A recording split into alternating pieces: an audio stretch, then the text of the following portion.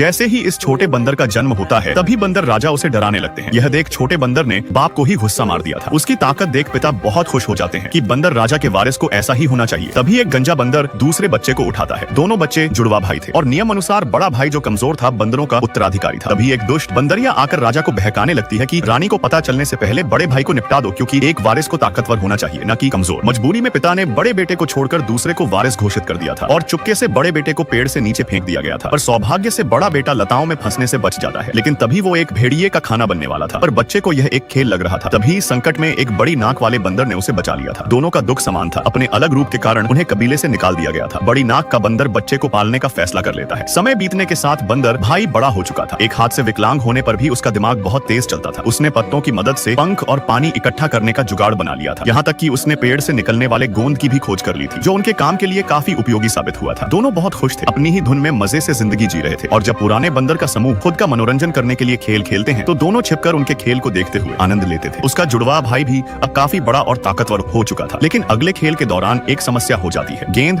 उछलकर बड़े नाक के सामने आ गई थी, इसीलिए बड़ी नाक का बंदर गेंद से मोहित हो जाता है, जिस कारण वो उछलकर जब गेंद को पकड़ने गया तो गलती से गेंद छोटी सी गुफा में चली जाती है। यह देख बंदरों का झुंड बड़ी नाक वाले को पीटना शुरू कर देते हैं। तभी बंदर भाई गोंद की मदद से गेंद को बाहर निकाल देता है। यह कारनामा देख सारे बंदर हैरान थे कि उसने गेंद कैसे निकली। तभी दूसरे बंदर भाई को लगा कि वो समूह के बीच चर्चा का केंद्र बन रहा है, इसलिए वो कमजोर बंदर को डाली समेत ही उठा लेता है और बताता है कि भले ही यह खेल का मैदान है पर मैं इस इलाके का मालिक हूँ। उसी समय गंजे बंदर कुछ नोटिस किया कि दोनों बंदरों के पैरों की उंगलियां एक जैसी थी। यह देख गंजा बंदर और दुष्ट बंदरिया समझ चुके थे कि यह वही बीमार बंदर है जिसको उन्होंने फेंक दिया था। तभी उसके भाई ने उसे एक तरफ फेंक दिया था, क्योंकि वो खेल जारी रखना चाहता था। पर गेंद उसके हाथ से ही चिपक जाती है, क्योंकि उस पर गोंद लगा था। उसे उतारने के लिए बंदरों का पूरा समूह मदद के लिए आगे आता है और कई चक्कर काटने के बाद एक बंदर गेंद के साथ उछलकर सीधा ऊपर आ जाता है और गेंद उसके हाथों से छूटकर सरदार के सिर पर गिर जाती है। और जब गंजा बंदर जोर से गेंद को खींचता है तो उसने सरदार को ही गंजा कर दिया था। उसी समय चुड़ैल बंदरिया राजा के छोटे बेटे को बताती है कि उन्हें बड़े बेटे को रास्ते से हटाना होगा, वरना सिंहासन उसको दे दिया जाएगा। इसलिए वो एक जाल बुनते हैं। बंदर भाई को सरदार के पास लाया जाता है। सबने यही सोचा था कि सरदार उसे उसकी हरकतों के लिए